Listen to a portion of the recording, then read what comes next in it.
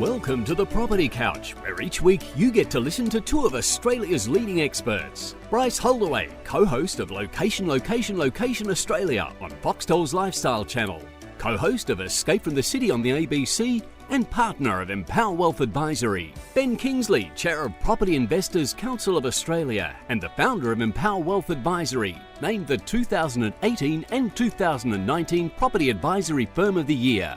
Stay tuned as they bring you the insider's guide to property, finance and money management. All right, folks, welcome back to the Property Couch podcast. Ben, we're in the final straight here. We've got a wonderful interview today. But, mate, it's been fun so far with all these wonderful financial transformation stories. I'm addicted to it. Yeah, it's hard not to be addicted to it because it's people opening up their lives for others to benefit from. So, again, it's just a wonderful thing that what these people are thinking about, making sure that their story can hopefully resonate with others to help them make some financial transformation changes in their life and start to focus in on personal goals and how they correlate with the financial goals. Well, today's is a ripper. I've got to say it's an emotional, heartfelt interview that we have with Bianca. So let's cut to it now so we can hear from Bianca and her financial transformation story. All right, Ben, we've got a very special guest today on the summer series. We are chatting with Bianca Greats. First of all, welcome to the Property Couch, Bianca. Thank you very much for having me. It's a pleasure. We're super excited to talk about your story. And as we start most of our summer series, we want to get to know you a little bit better. And take us back to childhood when you were growing up. What were the money discussions like for you in your family across the dinner table? Yeah. Growing up, I grew up in a middle-class family in Darwin in the Northern Territory. And if I'm being honest, we didn't really have particular chats about money specifically. The only time I can ever sort of really remember it coming up was around sport. My brother and I were quite handy basketballers when we were juniors, and if we would make a rep team, it's obviously a huge distance to travel from Darwin to anywhere in the country. So it was not an easy or cheap kind of undertaking. So there was always this discussion, I suppose, around what we were going to do to fundraise to enable that to kind of happen. And, the community was always very generous, and, my parents, I'm really grateful for them because they always kind of found the difference. But that was probably really it in terms of specific money conversations. So was there, so what did you see? Like, was money hard? Was money straightforward? It sounded like there was no discussion around it, but what were the observations that you were seeing then as a kid growing up? Yeah, that's a really good question. I never felt like we went without anything, but overwhelmingly the mindset within our family was very much one of gratitude. And I think mostly it came from my mum. She's an incredible human. She grew up quite poor actually in Papua New Guinea, and she immigrated to Australia, but she came from a huge family. She's one of 13 children, and it was a situation of, she slept in a room with all of her siblings all in the one room, and it was kind of like some nights it was, a single pot of food, and the only real rule was make sure everyone gets some, so. And she would study by candlelight, like all of these sort of things that we really do take for granted. She really experienced firsthand what hardship is. And I think that really was at the forefront of all of the teachings around that. Even though it was indirect, it was very much like you live in a really safe neighborhood. You get to go to school, you have light, you have food on the table. You have all of this freedom within your childhood, and that is, that's something to be really cherished. So we lived a very, very free childhood, but it was not one that was full of luxuries. We certainly got, we had treats. We very occasionally would go out for fish and chips or have a special takeaway meal on our birthdays. So I didn't feel like we struggled in that sense, but there was certainly, you could see that, there were other kids and whatnot that had more, but there were obviously kids that also had less. So, we knew that we sat sort of somewhere in between, and we really did and still do feel very grateful for what we did have. And Bianca, tell us a little bit more about that story. Did you know whether you owned the house or you're paying off a mortgage or you're renting, or what was that story? Yeah. Well, when Mum immigrated to Darwin, she went into a housing commission home, and she ended up being able to purchase that home. And I'm not sure whether it was through, a government program that they had. I'm not exactly sure how that transaction went to happen or transpired, but I do know that Mum did sort of buy the house. And any brothers or sisters together? You had your brother playing basketball. Was that the nucleus, yes. Just the two of you? And I've got an older sister as well. You've got an older sister as well. Okay. And yes. So you know, life is pretty amazing for you because you're living the simple pleasures. You're understanding that, basically gratitude is everything. So core values sound like they're beautifully aligned. But tell us about then, in terms of as you're moving through into young adulthood and so forth, what were some of the sort of money habits or money management solutions were you looking for, given that you weren't getting that in terms of from the family budget? Yeah, that's a really good question as well, Ben, and one that I've reflected a lot on over the years. It's I definitely noticed that as I kind of moved into young adulthood and I started earning, my first full-time income, it was great. Because, all of a sudden, not only were my basic needs kind of met, I had this surplus income. And I was like, I don't have anyone looking over my shoulder and telling me what I could and should be doing with this. It is 100% up to me. And look, I went for a few years where life was great because all of a sudden I was like, if I want to buy the good food, I'm going to buy the good food. And if I want to have the fancy drinks, I'm going to have the fancy drinks, because it almost felt like freedom in a way. All of a sudden I was like, I can absolutely keep up with what my peers have got and how they're living, and I can do it. And so it's it almost went the other way, to the other kind of extreme, where I was just like, let's go large. You only live once, and I certainly sort of went down that route for a while. So what did that look like for you, Bianca? Your life's good, the drinks, the friends, the all the activity. So at face value, there's not a problem here. Was there a moment or something that happened to you where you figured that I probably shouldn't continue to do this?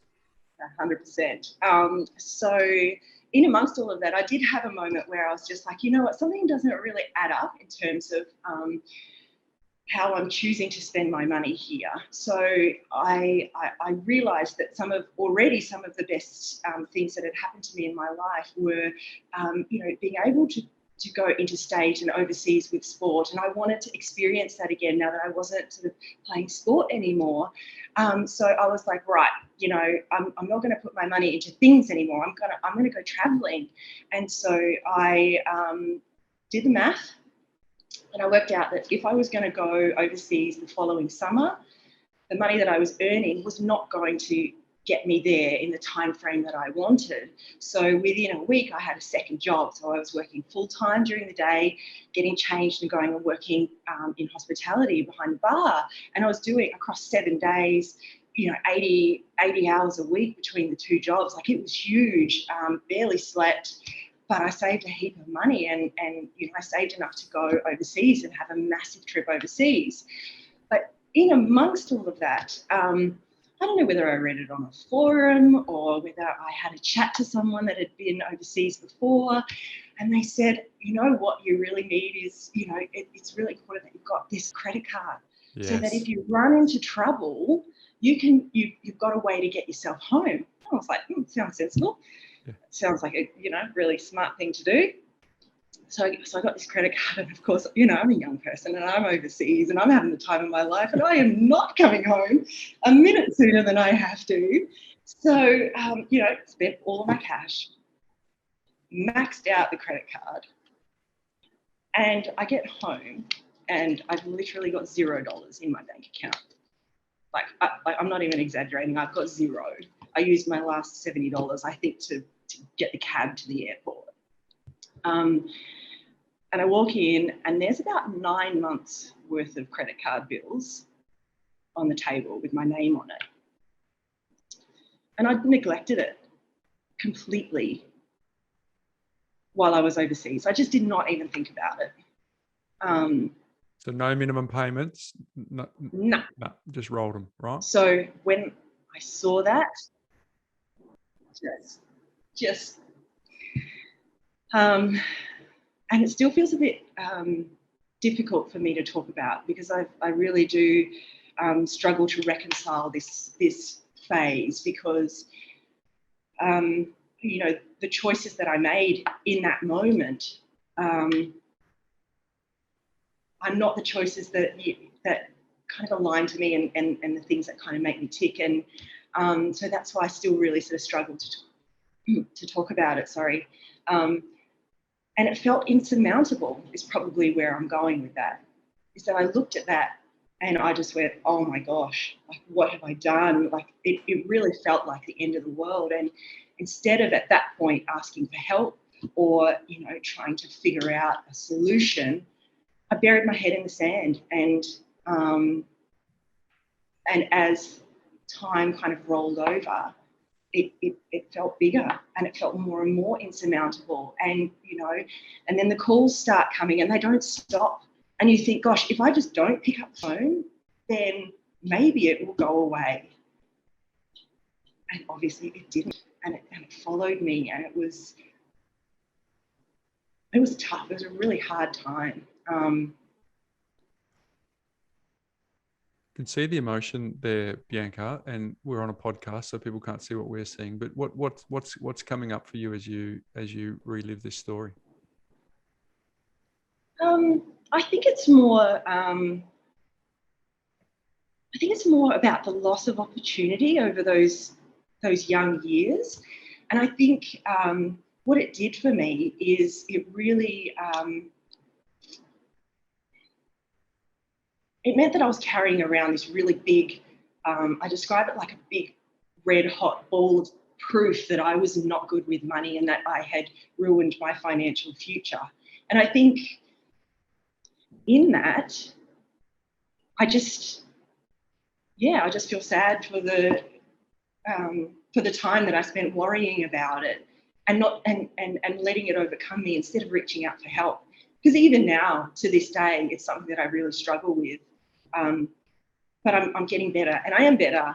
But that is definitely something that I would say to anyone in that situation, is that the longer that you leave it, the worse it feels. But making that first phone call and really reaching out for help is the best thing that you will do, because every day you leave it is a day longer that you sort of prolong your recovery from this. So it's better to do it right now and rip the Band-Aid off, because I promise you what's under the Band-Aid is not as bad as what you think. And there are people and services out there that can and will and want to help you. Yeah. When you're in that denial phase there, Bianca, and you're trying to wash it away, what sort of dialogue are you having with yourself around that story to sort of say, I can push this away? Or, I mean, how is that sort of showing up in your behavior and who you are as a person? Ooh. In terms of internal dialogue, it was more about trying to maintain this idea of perfectionism. I realized that I have and did carry that for a long time, whereby if I didn't acknowledge that it exists, then that's not a chink in my armor. That's not something that anyone will know about me, and therefore I can still maintain this facade of, of perfectionism. And that's just, it's just like it boggles my mind that I really sort of had that, and I believed that, and I thought that things would be okay carrying that around with me. And in terms of behaviours, anyone that sort of has that, struggle with taking accountability, or struggle with trying to uphold an image of themselves that, isn't really true to themselves, will probably always say, oh, it didn't really affect my behaviour, because, they're behaving in a way that isn't necessarily who they really are. So probably if you would ask me that question back then, I would say, no, absolutely not. It's not manifesting itself in my behaviour at all. But it was, it was causing me to lose sleep. It was causing me to feel extremely stressed all the time, and just really kind of carrying that anxiety across all facets of my life. So yeah, I think that's probably, that's how it was certainly then. It's a contradiction for you, right? Because you're playing a very high level of basketball. Your specialization and your focus and your execution on that in a professional manner, which is what anyone does who's trying to play a high level of sport. And then over here, you've got this other part of your life, which is basically in a spiral. And so when you're out and about and, in life, how did you deal with that when you've got this, again, this, sort of shop front that you're trying to show the world, and people are asking you to come out and have dinner or socialize? How did you hide that sort of story from them? It was really around, you guys know that I have just been overseas for a year.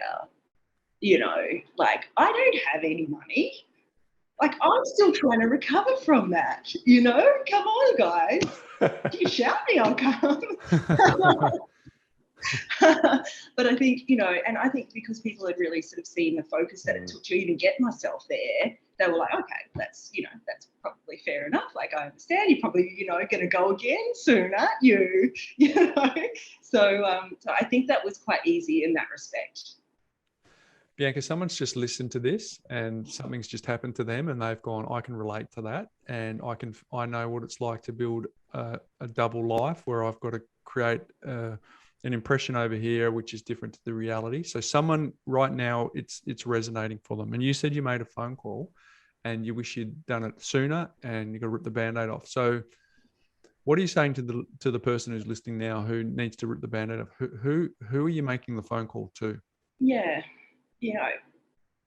As I've kind of gone on in my years, I've very much realised that if something is kind of occupying my headspace outside of the specific task itself, no matter what it is, whether it's money related, whether it's family related, or whatever, if something is occupying my headspace more than it probably should, that is the point that you reach out. So that's first and foremost. So that's probably for those people that aren't quite at that point where they're like, oh, I'm in a spin here.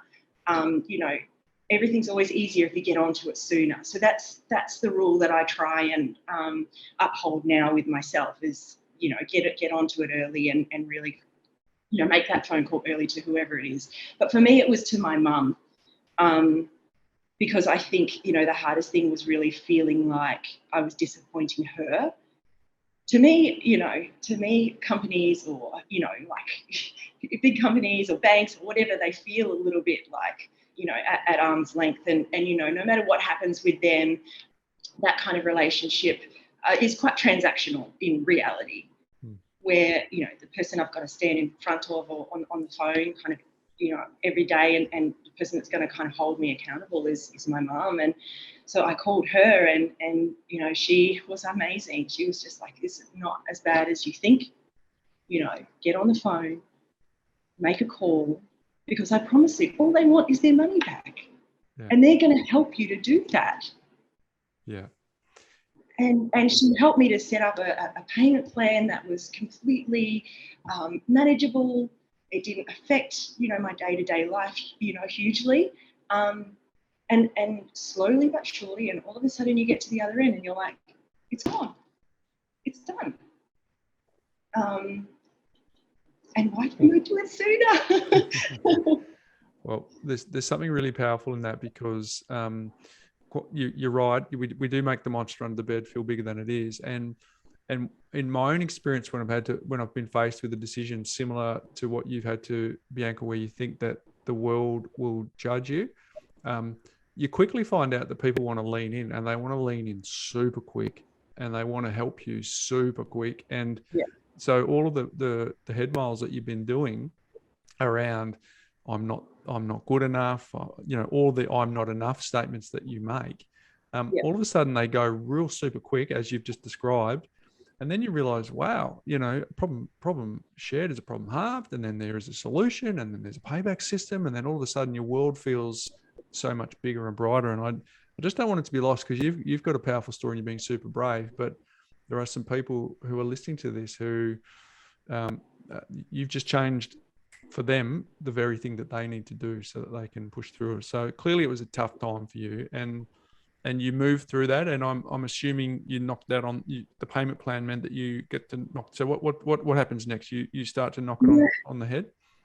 Yeah. Well, I suppose in amongst all of that, I did the Googling, I looked on forums, I asked people, and I was just like, what does this mean for me in the future, and my financial future? And, you get on there and online. Please don't go online. Anyone listening to this, don't go online and read, like actually talk to people that know what they're talking about, because I was going on there and, you'd read people's comments on forums, and they'd be like, anyone that gets credit does not deserve, or anyone that defaults on credit doesn't deserve to have credit in the future, and all of this. And so I was just like, I'm done. Like, this is it. It's the end of the world. So,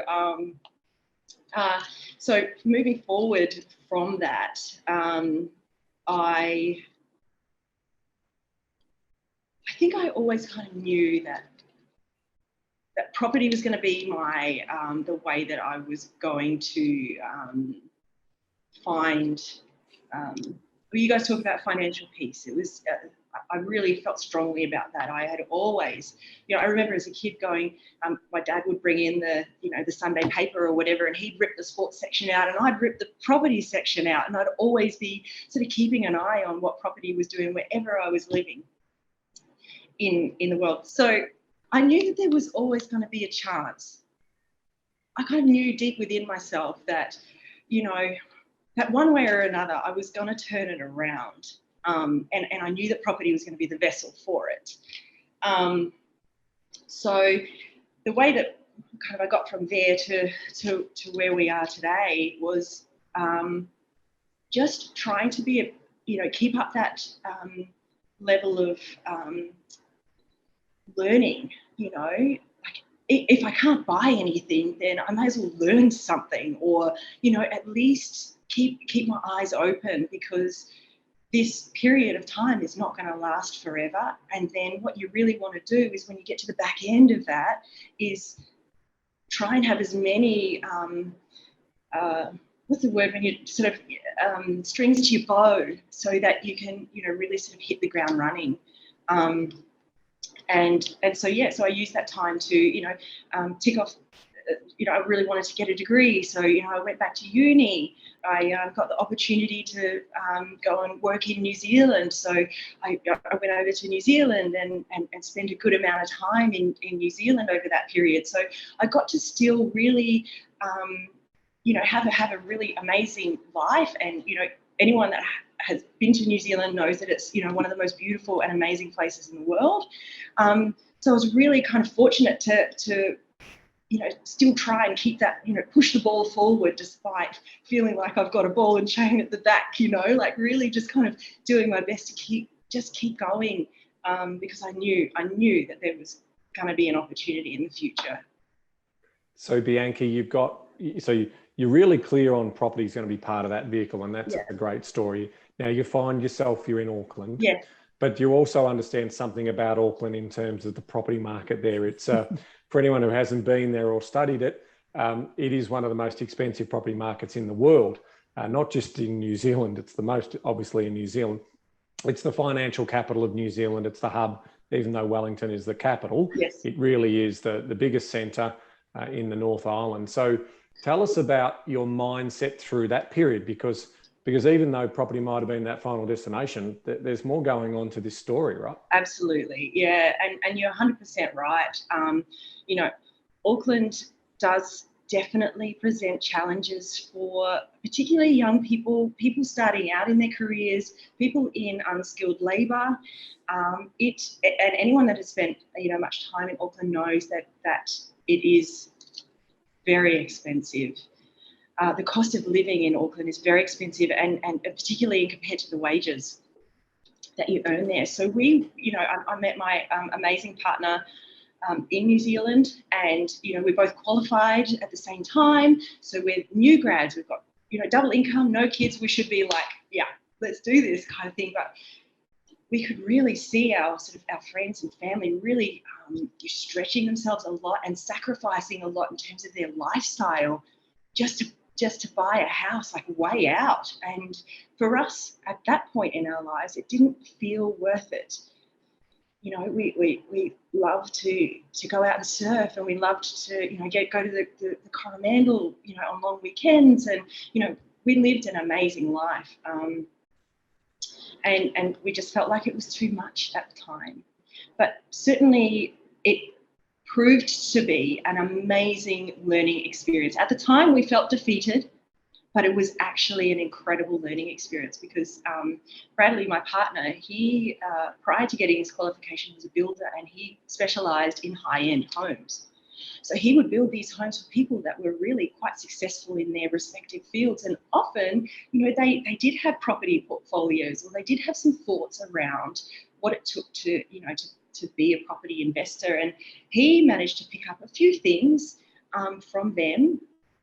And we were really fortunate because we got to watch it in real time happen. And it's stuff that you guys, you know, you repeat over and over again, because it is so true. You know, we were seeing those houses that were within 10 kilometres of the city just go gangbusters. Like, it was unbelievable. But I think Auckland's quite unique in a couple of areas, and they're things that really sort of stood out through this time for us. You know, it sits on a very narrow stretch of land, right? So for Auckland, you can expand a little bit to the west, and you definitely saw that happen, but really it's the north and south that the major expansion is going to happen within the city, because it just physically cannot go any further east or west. So there was that, but I think kind of added into that is, at the time when we were living in Auckland, I think perhaps there's a bit more infrastructure now, but the infrastructure in Auckland is such that you've got your western motorway, you've got your northern motorway, you've got your southern motorway, and to get from, you know, south to north or from west to south, you have to go through the city. So what you're ending up with is all of this traffic in central Auckland. So what we saw at that point was that the suburbs that had a train line, that, you know, you could, you know, the properties that you could easily walk to a train line were the next to go up in value, because no one wants to sit in Auckland traffic. People pay money to get rid of congestion. 100%. So, you know, and so we were just watching all of this happen from the sidelines, feeling, as I said, quite defeated, but actually it was schooling. That's what it ended up being. Yeah. So you've made a trade-off. The trade-off is lifestyle, correct, again, as a young couple together, yes, versus getting into those markets. yes. How did your friends fare when they got into those markets and had that, you know, that sort of sacrifice to where they are today? Are they sort of sitting relatively pretty? They did great. They did great. Okay, well, your story doesn't end there, which is good. So let's move. Yeah. Let's move into the next part of the story, because Let's go with the positives, Ben. Come on. let's focus on move forward. That's right.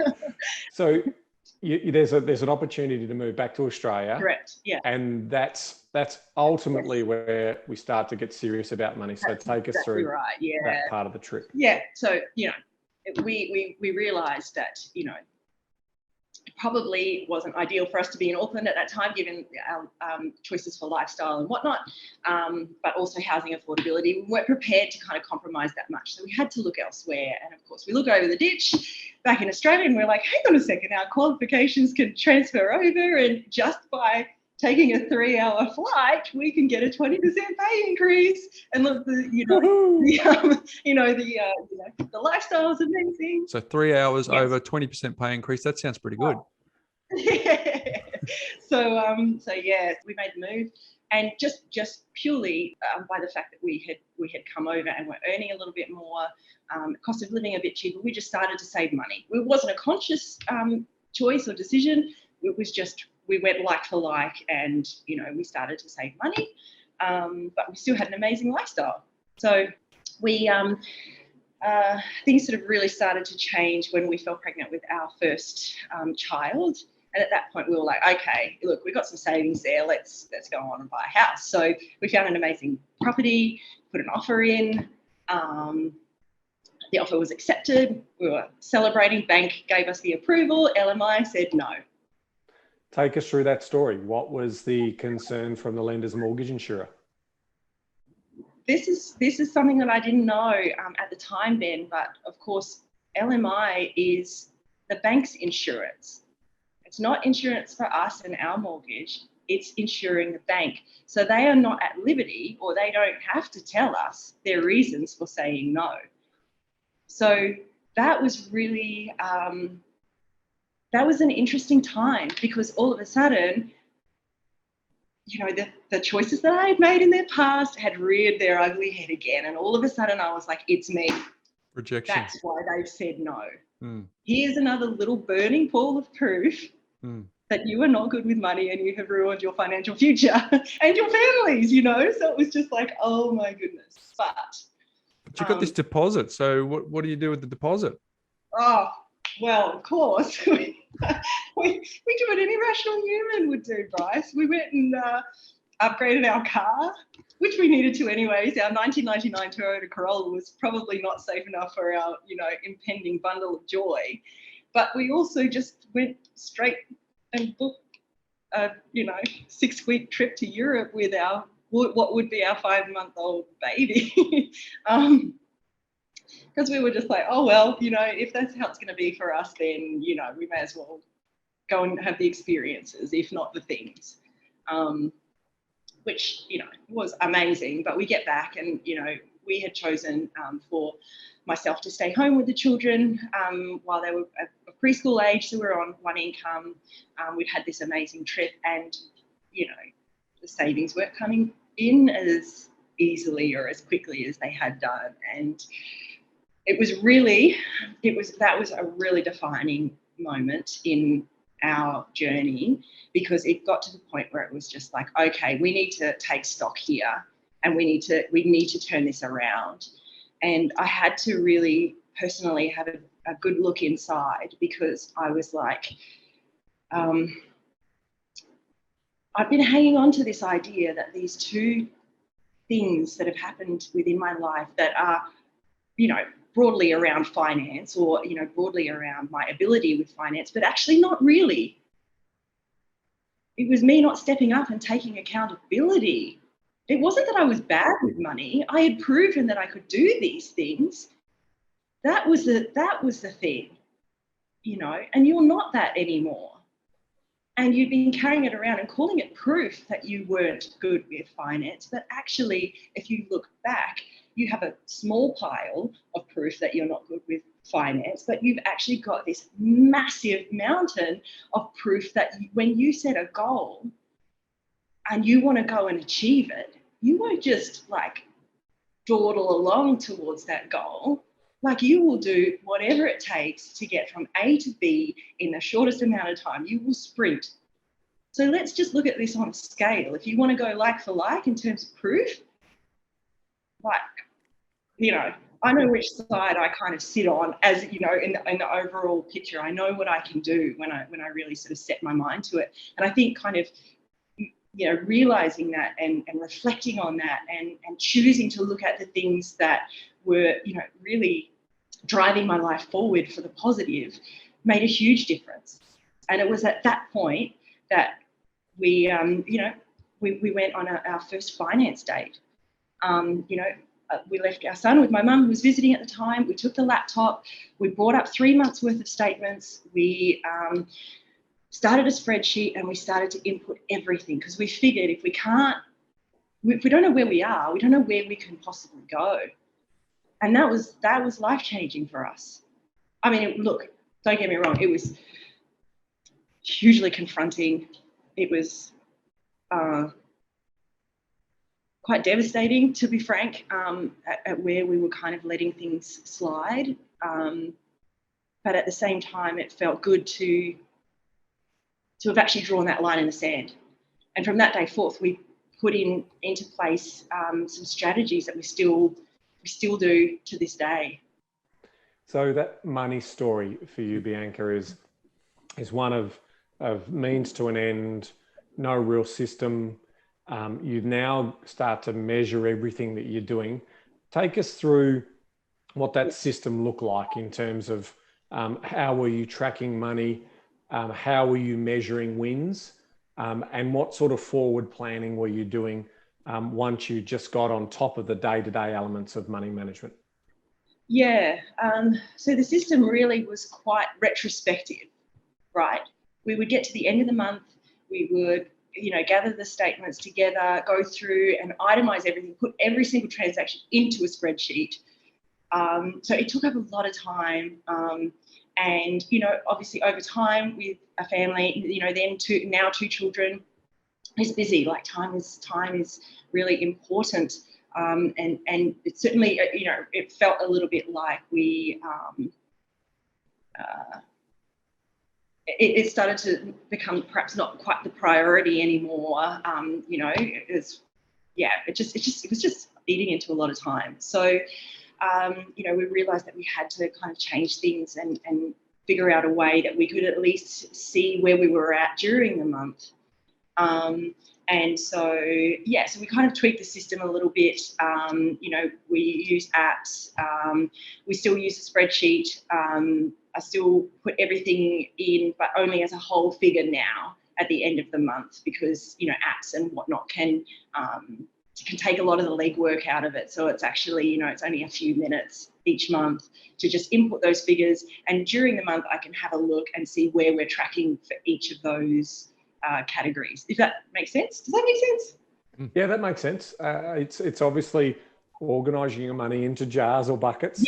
Yes. So yes. that completely makes sense in terms of what that story is. And then, so finish off that. Tell us about the goal that you were going after. What was that surplus money going to do for you? Yeah, look, you know, we knew we had to buy a house, and we knew we could do it at that point, and we were just like, we will do whatever it takes, and that's what we did. You know, we were really lucky. I keep using the word lucky, but actually, when I think about it, I realised that all of those things that had taken place in our lives, all of the experiences that we had had, all of the people that we had met, and all of the study that we had done throughout our lifespan enabled us to have confidence. And I think that's a really important thing to sort of differentiate, because, you know, in 2020, when we bought our house, everyone around us was saying, you should not be doing that. That is not the right thing to do. And in our minds, we were just like, well, we're going to see this as an opportunity. While you guys are scared, we're going to get in. Because, you know, at the end of the day, we did, you know, we didn't overstretch ourselves. We knew that the fundamentals, we had that. And this is, you know, and this is just through experience, you know. We knew that we knew that within our price range, we were going to be buying something that needed work. We knew we were buying something that was a basic human need. And we were prepared to ride out a dip in the property market if it happened, because we had everything in place. And you know, thankfully, it all kind of worked in our favour, and and that's how we are where we are today.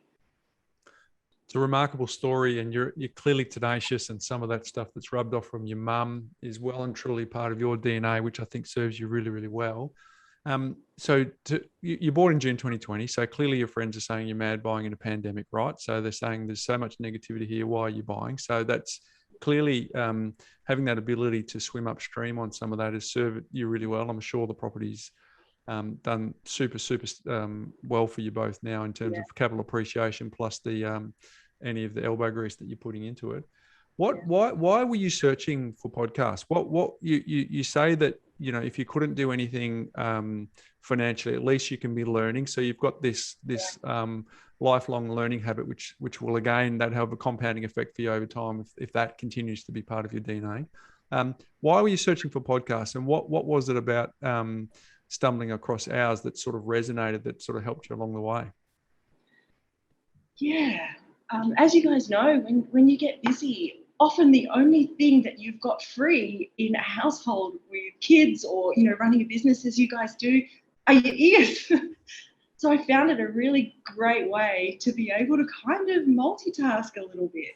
And I found that, you know, while I was going out for a run or whatever, usually it would be music, but I found that once I started to sort of listen to podcasts, it made the time pass quicker because I was really, you know, into something, and so I found that it was really sort of beneficial. And what I love about podcasts is, like, it might be a pipe dream or whatever, but I figure if I've got them playing in the car, then the kids in the back seat will be listening as well.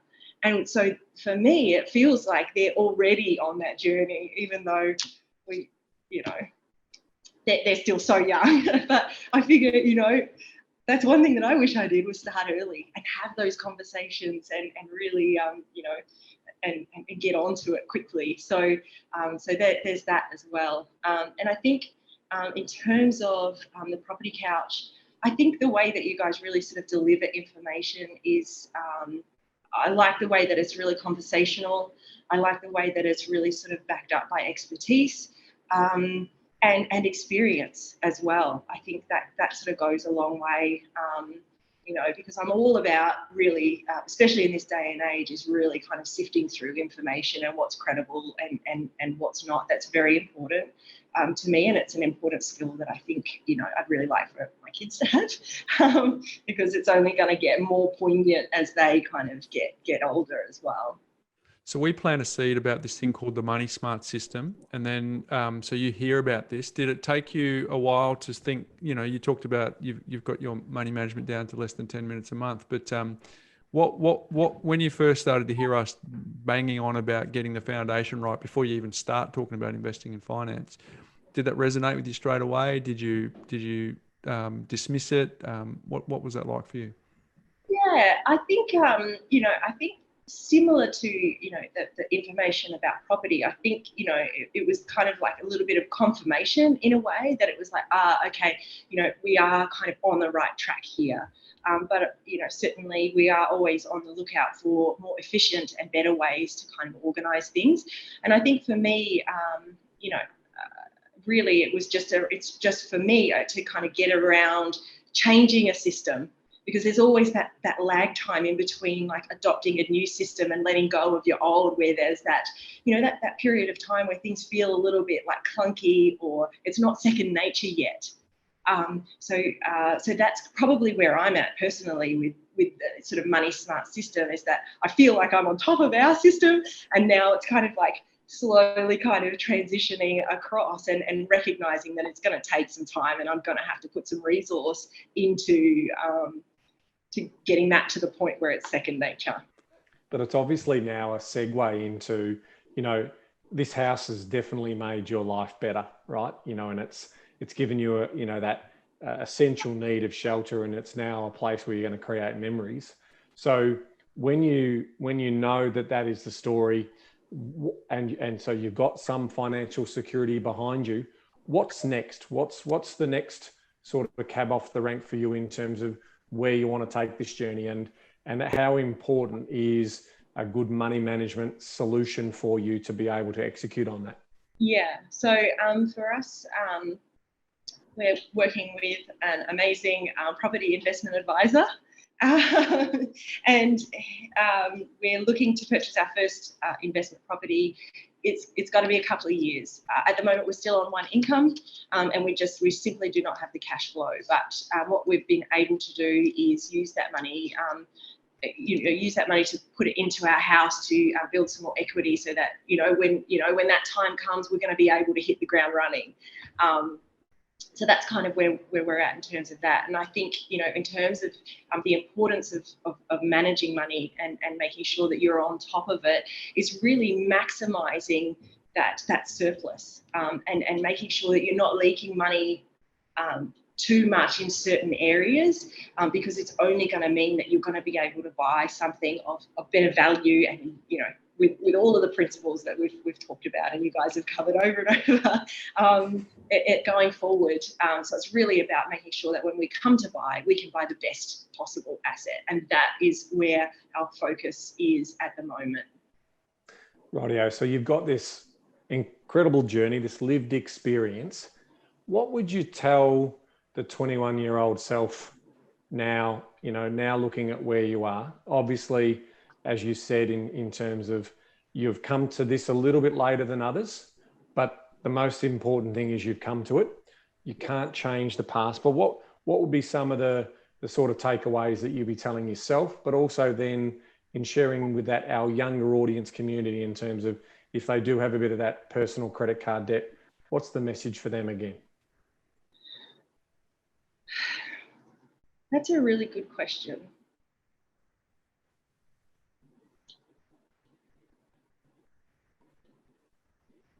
What I would say to that young person is that if you are in a fortunate position where you have surplus income, when you get that money in your hands or in your bank, you have a choice. And the way I see it is you have three choices. You can use that money to buy the thing. And you buy that thing and you get that instant gratification that I know you guys have mentioned before. But that money stops there. Its value stops there. The next choice you have, it's effectively, I guess, dead at that point. The next choice that you have is to use it and put it towards experiences, which I know you guys are really big on as well. So yes, that money doesn't hold any value after you spend it on that experience, but at the very least, you carry with you, the experience, the memory, and I know that Ben, I've heard you talk about before that sort of added wealth of experience. I think that really rings true, and there's certainly definitely a time and a place for that. And I think the big thing for that 21-year-old me is I didn't realise I had a third choice. And really that third choice was putting that money to work, using that money to make money. And I'm not talking like short term. I'm not talking about, playing the stock market necessarily or whatever. That is a choice.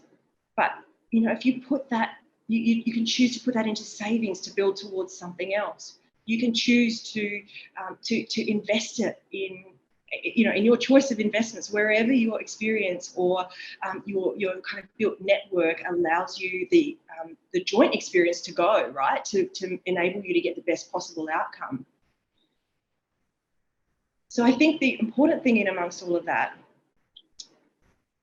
is the volition. Is that sense of control over what you do with that money.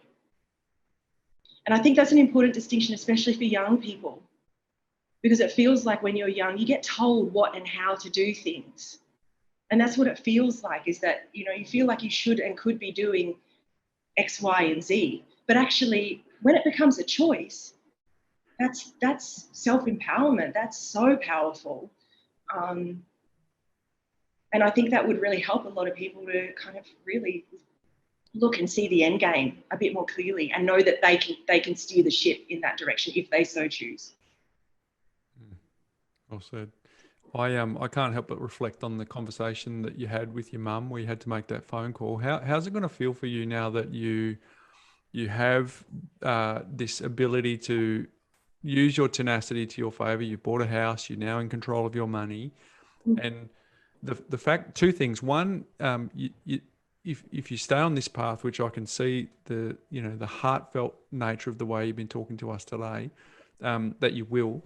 So you're never going to have to make another phone call to your mum like that says, I need you to bail me out, and all of the weight that comes with that. But equally, you get to pay it forward in a different way so that your kids build up different beliefs as well.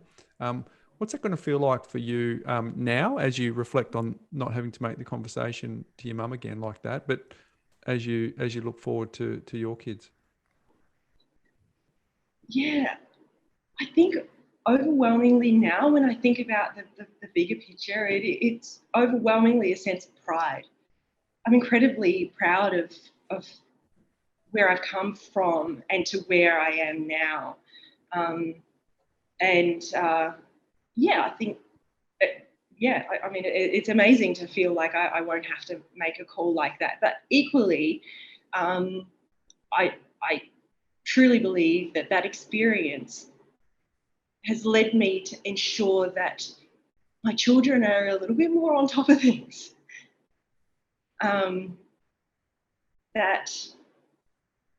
My legacy to them is not so much in, what we're going to be able to provide to them in terms of what they will inherit, but more around what their mindset is about what they can achieve and the power that they have over their own destiny and outcomes.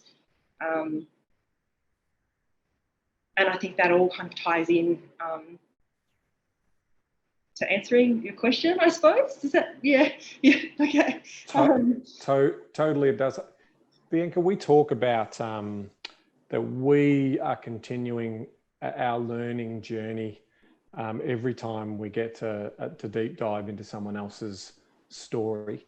I was just scribbling some notes there in terms of, and Bryce and I do that. Any podcast we're on, we basically have a little notebook next to each other and ourselves, and we sort of take notes and we reflect on those things. I mean, I've obviously got a lot to reflect on here. One of the ones that, and we'll obviously put this in the package of the information that we share, because we try and obviously give people the takeaways that we get as well.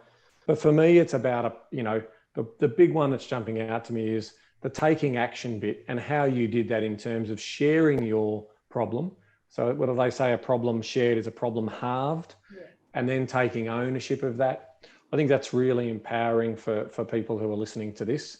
But it's also, you've resonated with me about the power of the story state strategy piece in terms of the story that you're telling yourself is, I can make this right.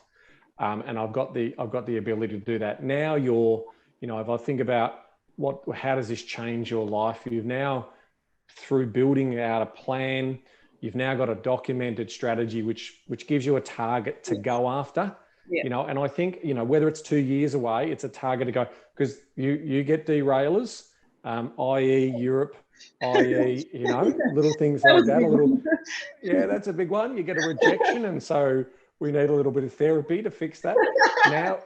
Now we're out the other side of that, right? I mean, you got the loan to get the home. So, that past history of your credit file, which probably would have been the trigger for the rejection from the lender's mortgage insurer.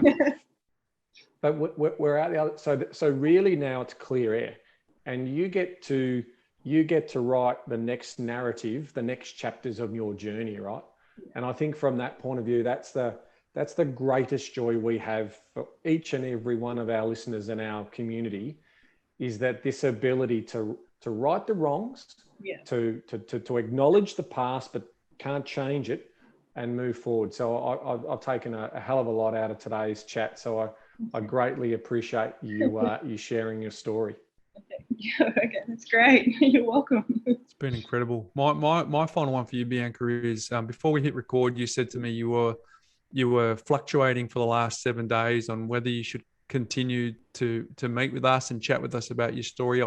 Now that I've spoken to you, I understand there's this is part of the growth for you as well, because actually it's okay to tell mum on a phone call, but you're now telling a community of people your story. So I get that. But and I put out the call to all of our community to say, if you're walking at the moment or you're listening to this, you're in the gym or something, I want you to come on and share your story. And you described it to me like, hang on, is he talking to me? And you stepped up, which is amazing. And I knew there was going to be lots of gold that came out of that as soon as you told me the story. But why, can you take us to that moment when you heard me in that episode say, come on, why did you, what, this is your opportunity to share with our community. What is it that's part of your story that just had this overwhelming need that you needed to share it? And what do you think that they need to hear from you? Yeah, look, I think for me,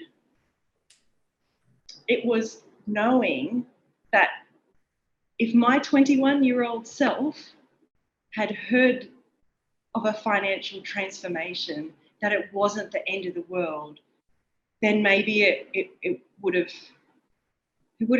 changed things for me too, and maybe I would have done things a little bit sooner.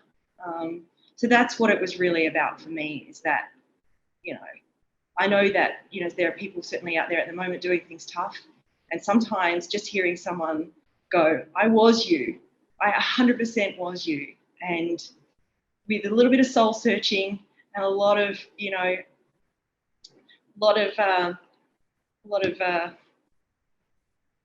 I don't even like to use the word sacrifice, because it's not sacrifice, it's a choice. You change your choices and you can turn things around 100%. Trade-off and judgment calls. Yeah. That's exactly what life is. Yeah. It's all about setting direction. Doesn't always go your way. Having a bit of resilience to dust yourself off and go again is also priceless advice. So thank you, Bianca, for joining us on the Property Couch. There's always that third seat, and it's stories like yours that resonate with not only our community, but also for Bryce and ourselves and all of our people. So thank you for sharing. We'll be indebted to you as this obviously podcast will be held in eternity, and hopefully it'll be something you can also look back on in 10 or 20 years time yourself and see basically the extra steps and the progress you also made from this point forward. So all power to you. Well done. And thanks again. Thank you. Thanks so much for having me. No, it's a pleasure. Well said, Ben. You should be proud. I think you're really courageous. Your story will help a lot of people, and we appreciate you sharing it on the summer series. So thanks for coming on, Bianca. Thank you.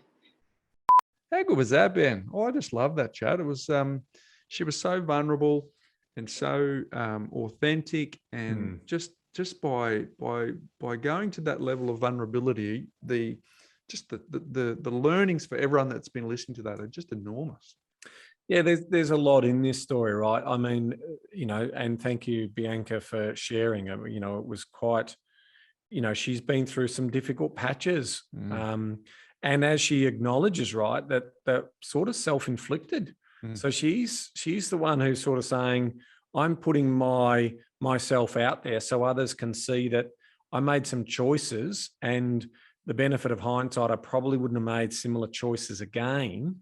But I've gone about, rectifying them. I mean, she comes across as very warm and high confidence, but even people who exude that confidence and so forth, there can be things that are happening in people's lives that aren't, on the outer layer of the skin. They're deep and within the onion of the skin. And that's ultimately, what Bianca has been able to acknowledge, address, move on from, and then start to maybe implement new behaviors, new habits, building up new muscle memory. And plus obviously, her mum's backstory and everything that she wants to obviously make her mother proud of her achievements. And there's a leadership role that she's also alluding to there. So no, what what a quality person. And I just can't thank you enough for sharing your story, Bianca. And I really look forward to checking in, right? I mean, ultimately, they've now got a line of sight, the plan's in place, so let's hope that when we do check in a couple of years' time, that first investment property's in the bag, and they're, well on their way to building their financial security, which correlates to financial peace and, moving through that control phase as well. So thank you, Bianca. I'm forever grateful for learning more about your story, as I'm sure our community is as well.